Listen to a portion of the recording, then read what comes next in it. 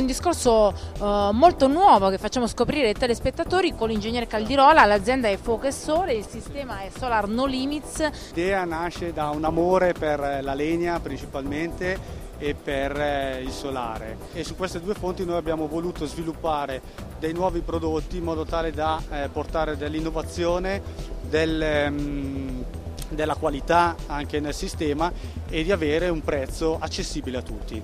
Nel caso di abitazioni tradizionali da 150 metri quadrati in su, i componenti sono principalmente un pannello solare termico, un bollitore d'accumulo, un termocamino e un armadio dentro il quale ci sono tutti i componenti idraulici ed elettronici per la gestione dei vari componenti. Abbiamo voluto fare un termoprodotto a biomassa, in questo caso a legna, con un rivestimento particolare. Abbiamo un vetro saliscendi elettrico, un profilo che è stato molto ridotto e appunto abbiamo soltanto 20 mm attorno al camino. L'interno, quindi la camera di combustione, è completamente in pietra lavica in questo caso, oppure può essere anche realizzata in refrattario, e la particolarità interessante è che lo scambiatore d'acqua è completamente affogato all'interno della cappa, quindi con questo sistema aumentiamo la superficie di scambio all'interno del termoprodotto. Il nostro sito internet è www.fuocoesole.it. Ci sarà una sezione dedicata al sistema Solar No Limits, dove si potranno scaricare le schede tecniche sia appunto per tecnici idraulici, termoidraulici, che anche per i privati.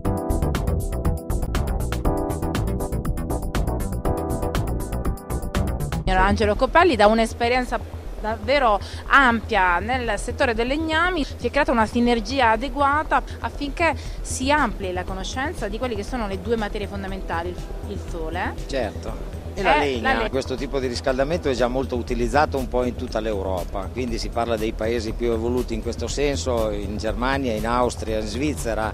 Tutti i paesi scandinavi ormai scaldano con una percentuale intorno al 30-40% a legna e utilizzano il solare nonostante abbiano molte ore di sole in meno rispetto a noi. Anche qui in Italia ormai si è capito che col sole e con la legna si riscalda in maniera ecologica e anche molto economica, e abbiamo allestito un impianto completo che utilizza quindi come fonti di calore sia il sole che la legna, in forma di kit di facile installazione ad un prezzo abbordabile per tutti, e credo che questo sarà ciò che permetterà a tutti gli italiani che hanno questo desiderio di poterlo realizzare. Sono abitazioni singole soprattutto, dove non c'è il problema del condominio, dei permessi e di tante cose, quindi soprattutto l'abitazione singola di piccola, media o anche di grossa dimensione. Soprattutto a zero CO2. A zero CO2, senz'altro. La cosa più importante, insomma, completamente zero, sì, certo. No effetto serra. No. Riscaldiamo tutto. www.fuocoesole.it.